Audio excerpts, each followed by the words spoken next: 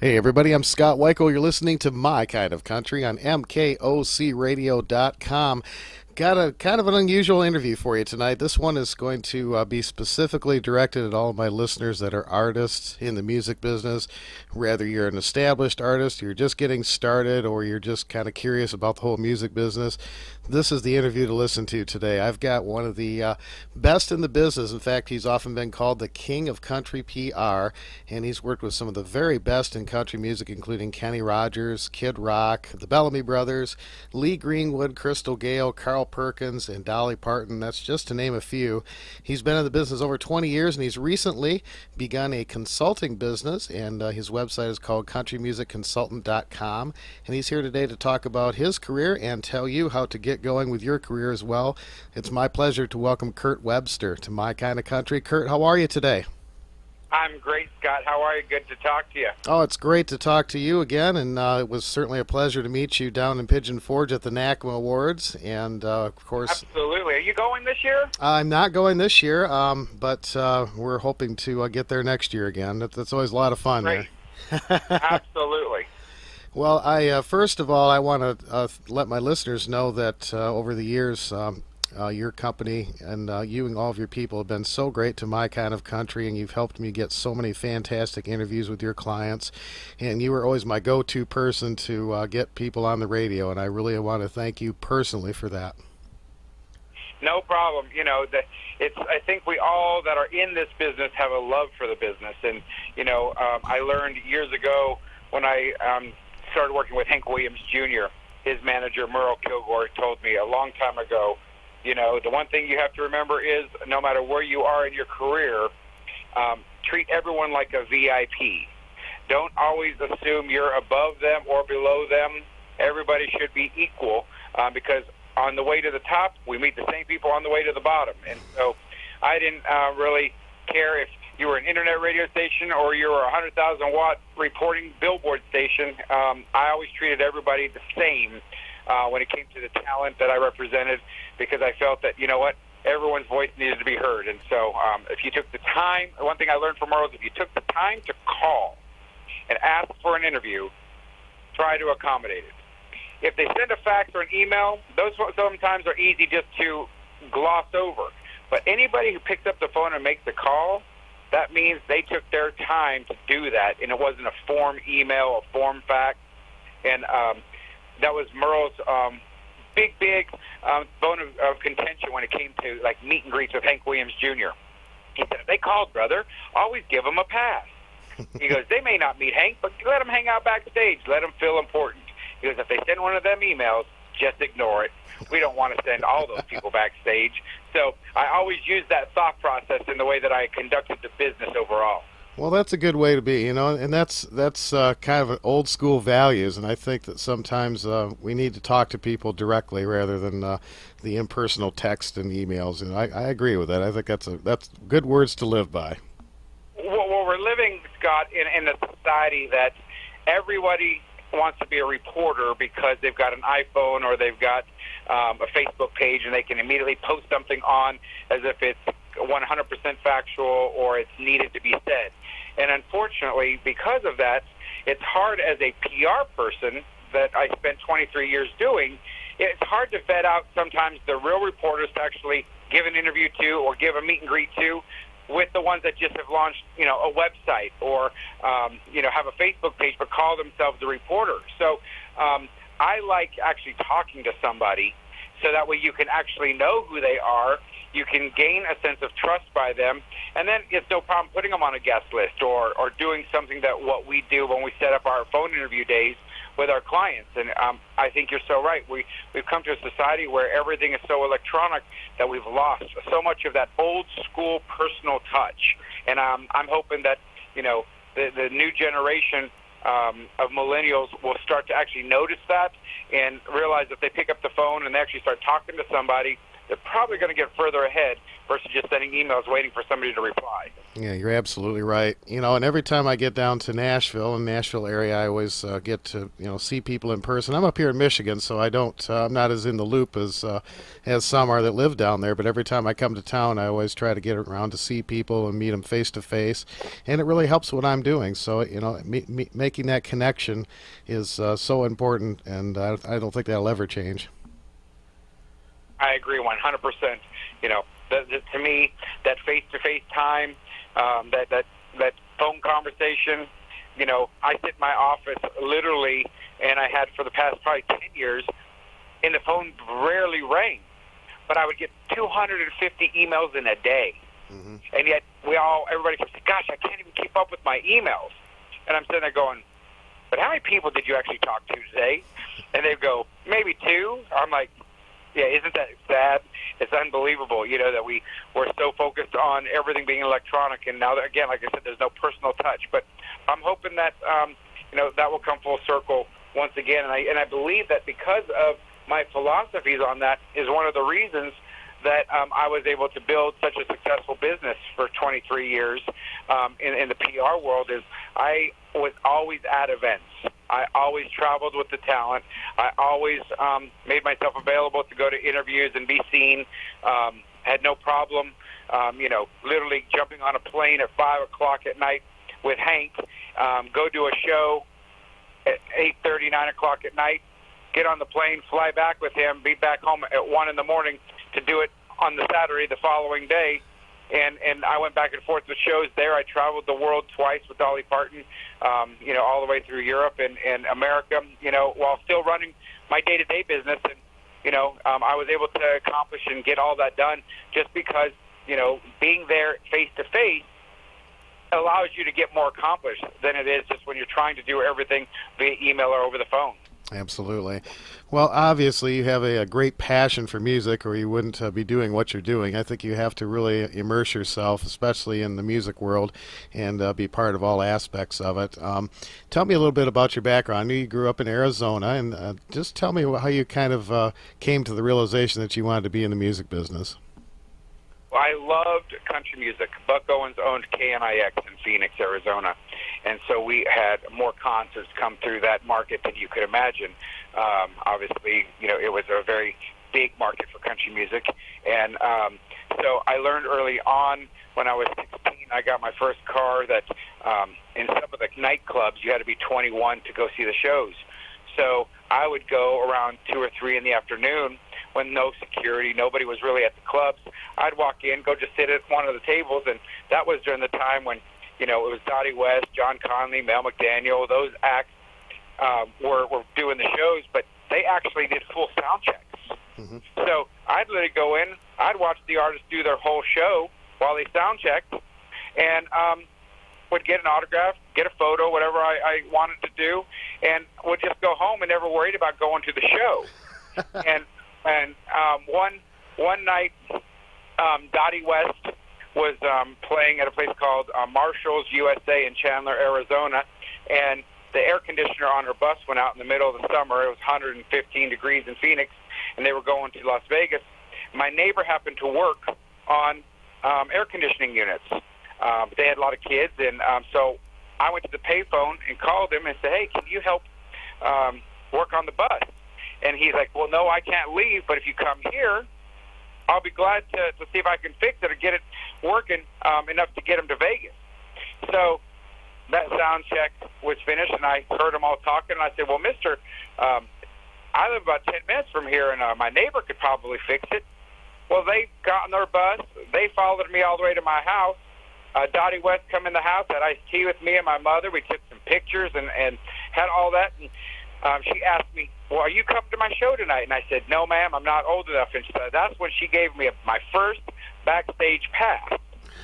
And she said, well, if you have one of these, you're my guest. They can't tell you can't come. So at that point, I realized, aha, this is what this is about. So from that point on, believe it or not, I went and I would buy cassettes from all the acts coming to town.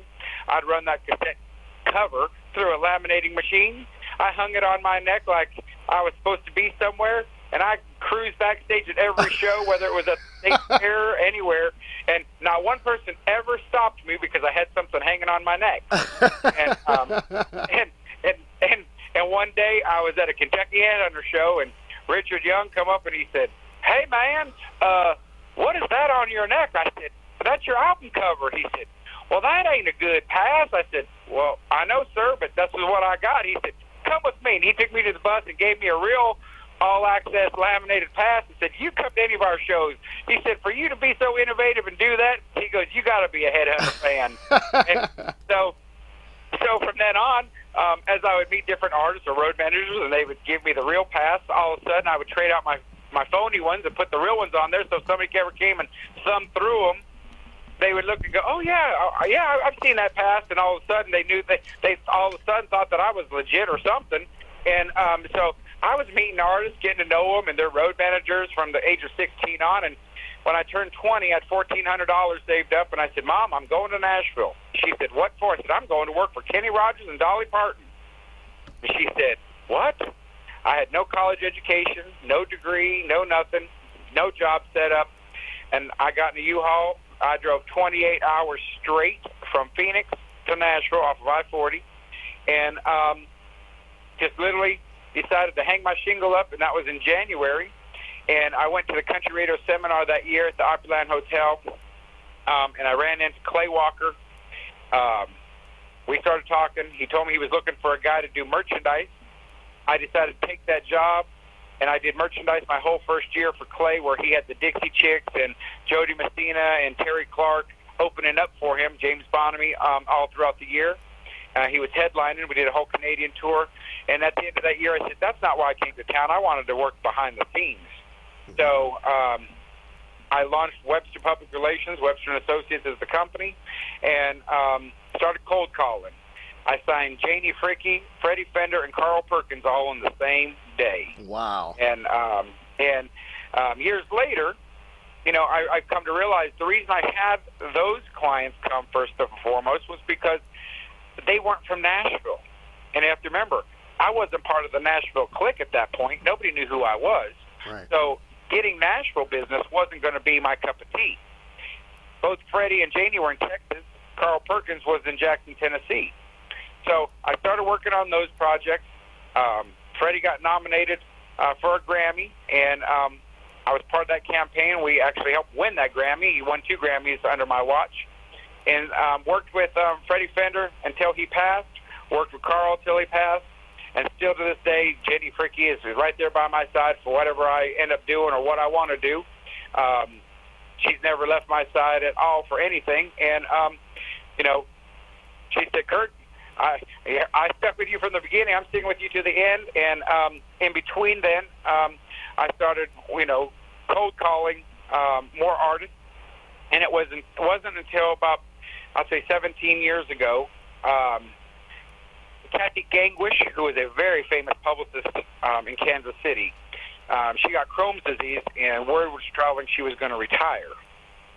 And I got a phone call saying, "Hey, Hank Williams Jr., the Oak Ridge Boys, the Bellamy Brothers, the Gatlins, and Don Williams are all going to become available looking for a publicist in the next week." I said, "Oh, really?" They said, "Yes. Kathy's going to announce her retirement, and you should, check on going after those clients." So, fast forward, I made a cold call to Merle Kilgore. Again, I made the phone call, key thing. I didn't send an email or a fax. There was no email back then, but I didn't send a fax. I said, "Is Merle available?" And his assistant Kay said, "He's not in Nashville except for Wednesdays and Thursdays. I can schedule your meeting at 2 o'clock on Thursday. Will that work?" I said, "Sure." So 2 o'clock, I walked into his office at 2 Music Circle South, and he said, "Hey, I'm Merle. What can I do you for?" And I literally just said, "Well, Merle, I'm your new publicist." He said, "Oh, have a seat." And I just acted and assumed I had the role without even telling him that I wanted to talk to him about being that. And he said, "Well, did you know that I double dated with Elvis?" I said, "No." 30 minutes later, that story was told. "Did you know that I was the best man for Johnny and June's wedding and I wrote The Ring of Fire?" I said, "No." 30 more minutes later, that story was told. "Did you know that?" And it was just one of those on and on. All of a sudden, 6 o'clock came around. He said, you want to go have Mexican food? I said, sure. So we went to a little Mexican restaurant close to the hotel that he would stay in every Thursday and Wednesday and Thursday when he would come to town. And he said, well, what are you doing tomorrow? I said, well, working. What are you doing? He said, well, we've got a show at the Kentucky State Fair.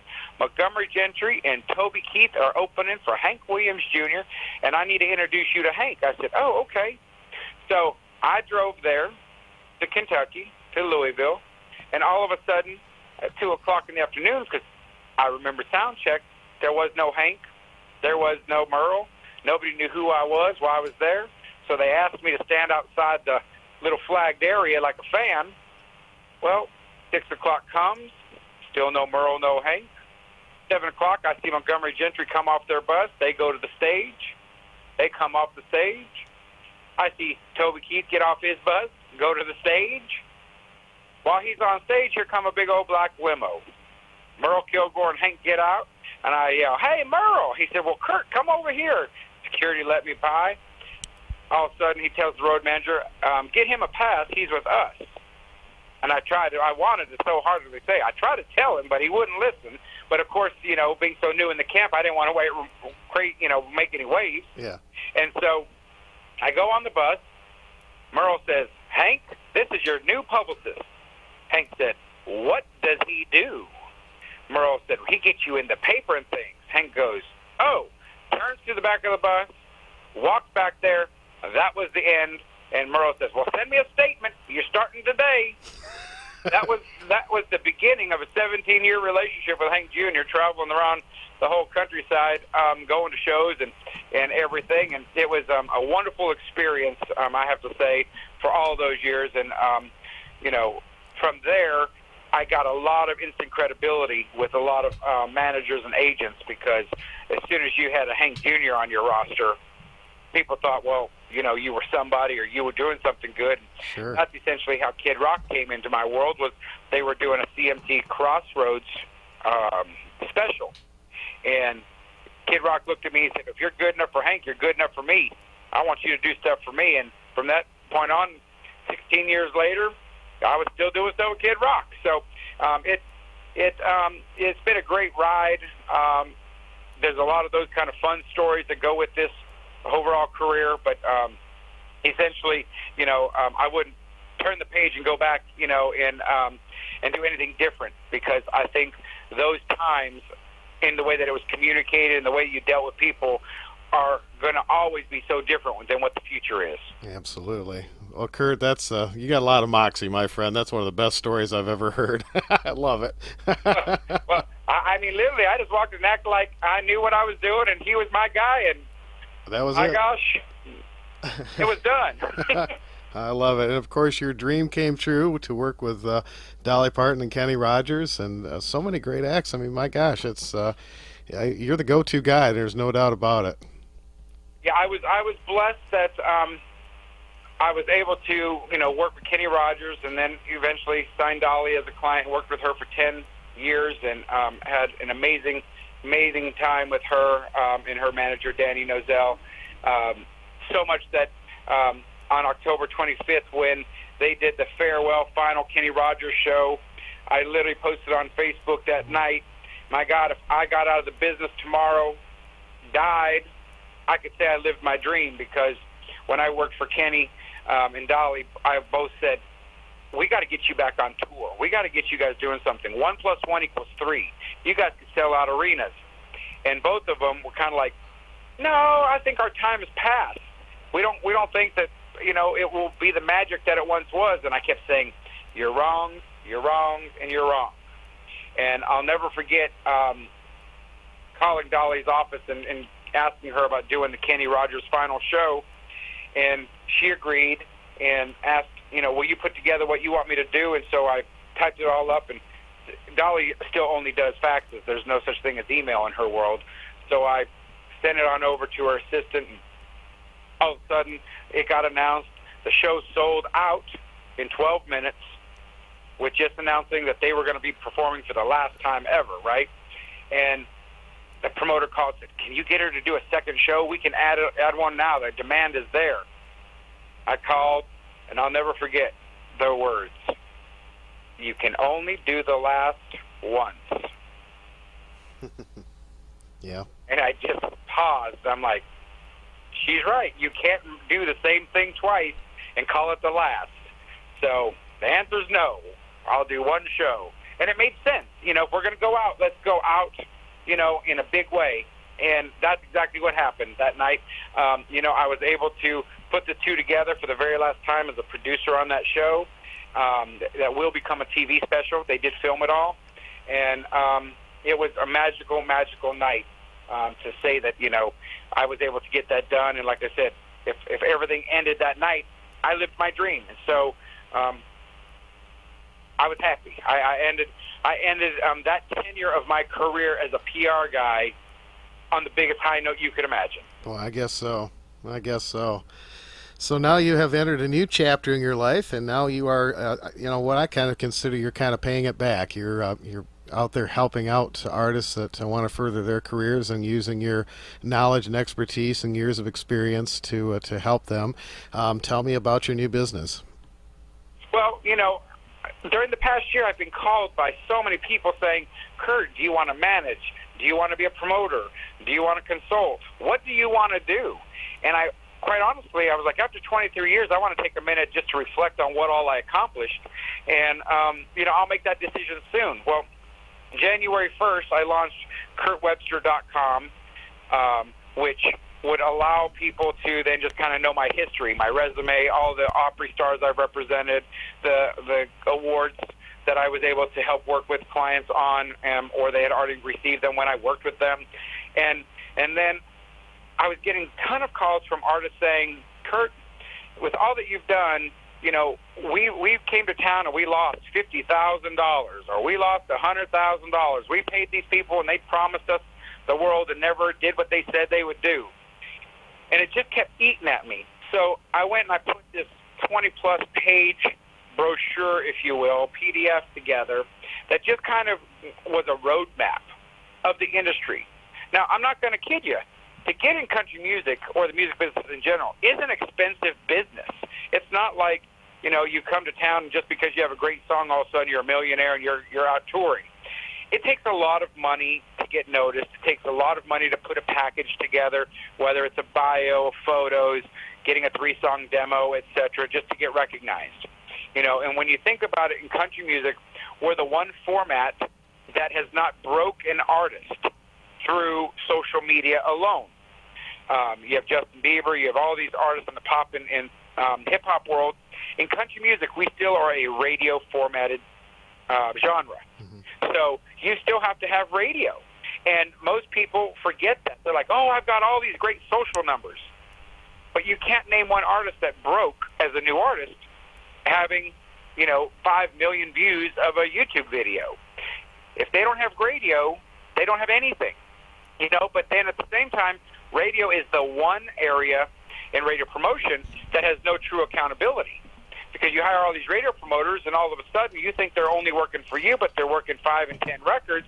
Well, a program director only has so much time to give each promoter to talk to, and therefore what singles get left on the table until the next week when they get the call, and how do you move one up? And so I see a lot that artists, are trying to figure out how do we move move the needle and move the records up. And so what I did was I put this whole brochure together that just kind of gave a roadmap. It's not guaranteed. It's not perfect because our business changes day to day.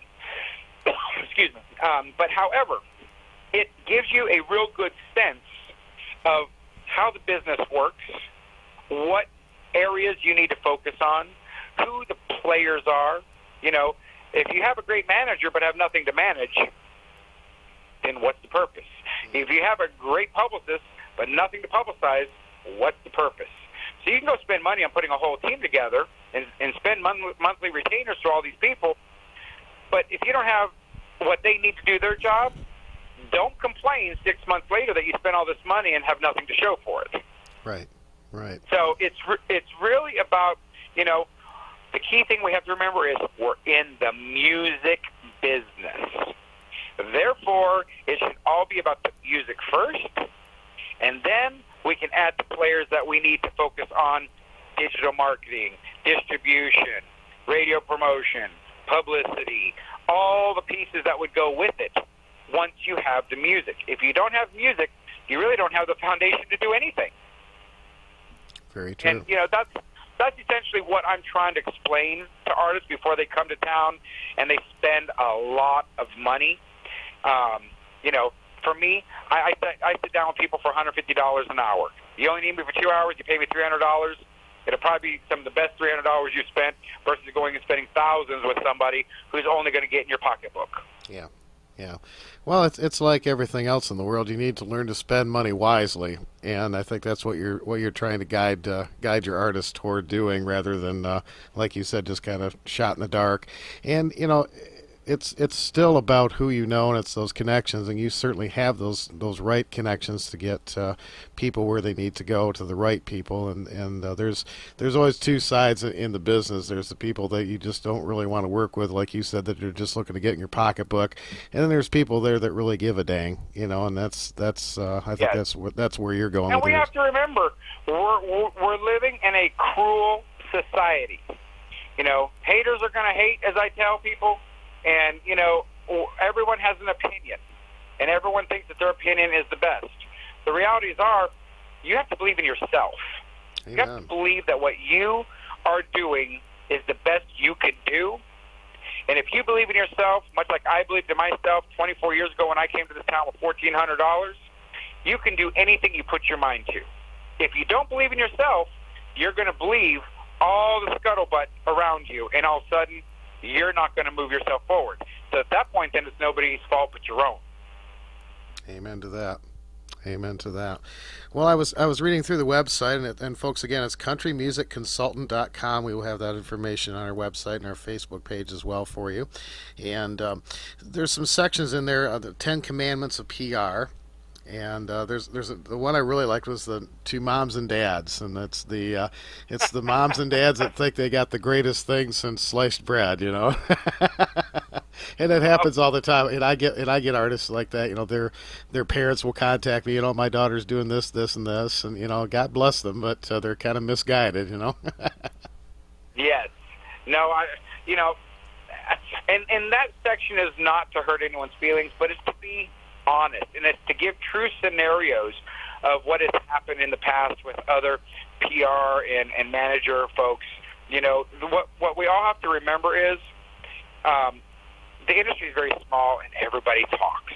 Mm-hmm. Everybody knows everybody. Everybody's going to hang out backstage at some award show, at CMA Music Fest, at some festival, and if you believe in the artist you're working with, and you happen to mention that artist's name in front of others and they had a bad experience, they probably are going to mention it just in passing.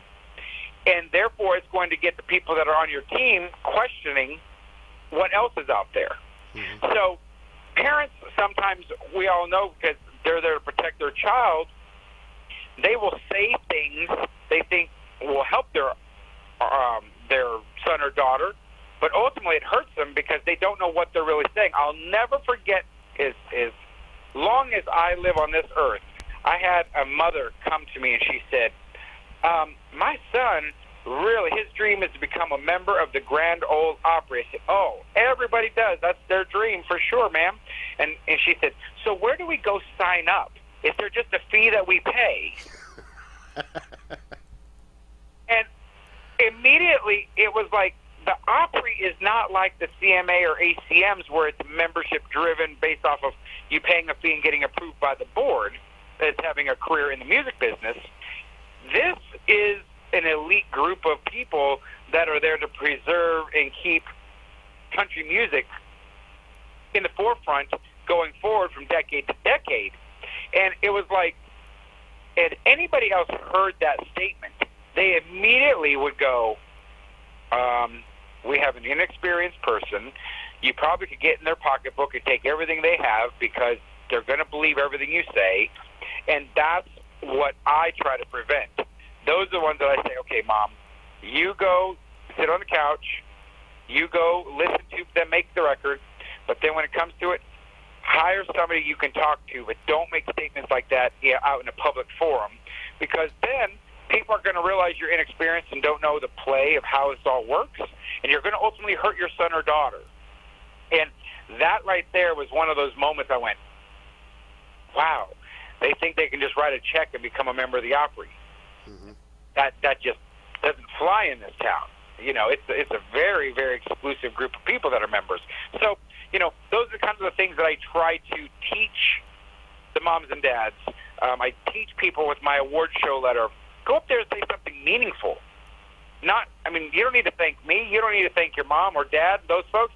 Nobody's going to remember that by the time they get to the award show post party. But if you say something that has a meaning, all of a sudden, they're going to be like, man, I loved what you said.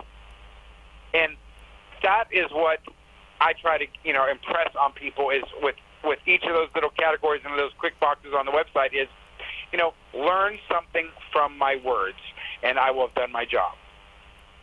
Amen. Well, there is a lot of very useful and free information on this website, and I encourage folks to go visit it. And if you're looking to, you know, further your career, if you're just getting into it, if you've been in it for a while and don't know what direction to take, if you're a songwriter in the business, this is the place to go and get the information. And I encourage you to get in touch with Kirt and talk to him. Kirt, I wanted to ask you. I hate categorizing music, but there seems to be this whole big split between what, you know, I guess they call new country or pop country and traditional country. My listener base is traditional country. It's what I play, and I get a lot of artists that are doing traditional country music. In your opinion, what is the status of traditional country music? You know, we hear from so many of the major markets that, you know, traditional country is dead. Nobody wants to hear it anymore. I don't think that's true. What is your opinion, and what is your advice for an artist doing traditional country music? Well, I don't believe that it's dead at all. Look at Casey Musgraves and look at Chris Stapleton, two of you know, the new quote unquote king and queen of our format right now. And those are artists that when they both started 6-7 years ago, everybody didn't know what to do with them, and they were like, well, he comes from the Steel Drivers, he was bluegrass, I don't know if there's anything there.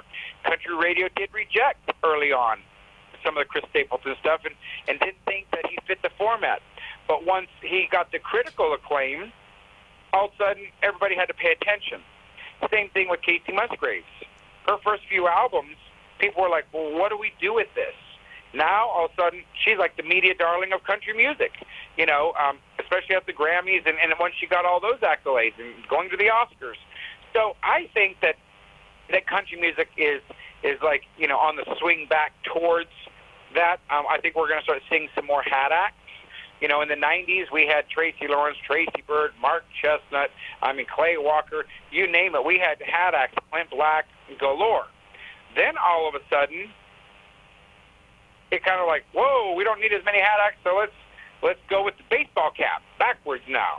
So you think about all the acts that have come out with baseball caps, or the ball cap backwards, from Luke Bryan, Dirks, when he first started, you know what I mean? You can start naming these artists. And all of a sudden now you're starting to see a more traditional sound come out. Luke Combs. You know, if you think about it, for years we all talked about how aesthetics was a big piece of it. You had to weigh, you know, 20 pounds, and you had to have perfect hair and all these things. Now, if you think about it, Luke Combs, Chris Stapleton, those are two artists that it's about the music. It's not about the aesthetics. It's not about the way we're walking on stage. And that, I think, is something that everybody needs to pay attention to. That I said it maybe 10 minutes earlier in this interview. We have to remember we're in the music business, and it's our foundation of everything we do. If the music isn't there, it doesn't matter how many people we have around us, how much money we have, or how much money we've spent. The music has to translate to the audience, to the listeners, so they actually can relate to it, appreciate it, and want to go buy it. Amen. And I think in what we're hearing today with some of these artists, you know, the traditional sound is on its way back. For a long time, everybody thought it was dead. I don't believe that at all. And I believe that since the reason we're seeing such a resurgence in 90s artists out touring, if you think about it, I mean, there's Clint Black and Tracy Byrd and Mark Chestnut and Joe Diffie, and there's a ton of acts from that 90s era that are out there just killing it touring-wise right now, and they're saying we're doing more dates now than we've ever done. And I think it's because people love music they can sing along to. They want to hear the hits. They want to reconnect with that time frame when things in our country and when things overall were pretty much calmer. And I think because we're seeing a big resurgence in nostalgic era of music, we're going to start seeing the same thing going forward. Amen. That's my opinion. Amen. I agree with you. It's the longevity in the music business is the songs and the songwriters and the artists. And I just don't. 30 years from now, I don't see people going, Florida Georgia Line, that was our song, but I still see them going, okay, Merle Haggard, that was our song, and I think you're right. I think it's all kind of swinging back around, and I don't think it's ever going to go anywhere. And I talked to T.G. Shepherd recently. He told me the same thing.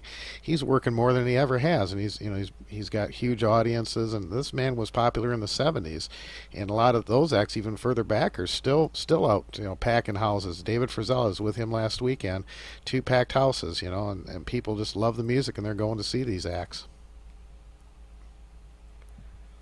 Got it. Well, what is the and I know what you're going to tell me. People need to call you. What is the best way for them to get in touch with you, Kirt? Well, they can call me at 615-482-6995, which is my cell phone, or they can just email me, Kirt, K-I-R-T, at KirtWebster.com. That's KirtWebster.com. And, I'm happy to chat with anybody that's looking to just get some honest, simple advice. But I'll warn you now, don't come if you got easy feelings to be hurt, because I'm only going to tell you the truth.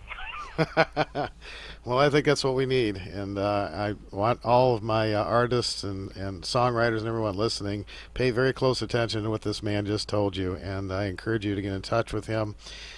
Kirt, you have my utmost respect. Again, I've worked with you for many years, and you always do what you say you're going to do, and you're a person that returns phone calls. You're a person that is true to their word, and in any business, not just country music, but any business, that's gold as far as I'm concerned. Well, thank you. I appreciate it. And, the door's always open if there's anything that I can do for you. Well, I appreciate it very much, and anything I can do to help promote, you just let me know and stay in touch with me. And folks, again, please visit countrymusicconsultant.com. We'll have that information on all of our social media for you, and please get in touch with Kirt Webster. And Kirt, I don't have any of your music to play. I don't think you're a singer, at least you've never told me you were. No, anyways. I'm not. But I can play a whole bunch of songs from artists that you've worked with over the years, and I think that's what we'll do. So I think absolutely, that would be great. That's a good way to do it. Well, I wish you the very best, and hope to see you next time we get down to Nashville. And please stay in touch. Yeah, just call me and we'll go break some bread. All right, that sounds great. Kirt Webster, folks, countrymusicconsultant.com. Please go and visit him today. Kirt Webster, thank you so much for being on My Kind of Country. Absolutely, Scott, because you are my kind of country.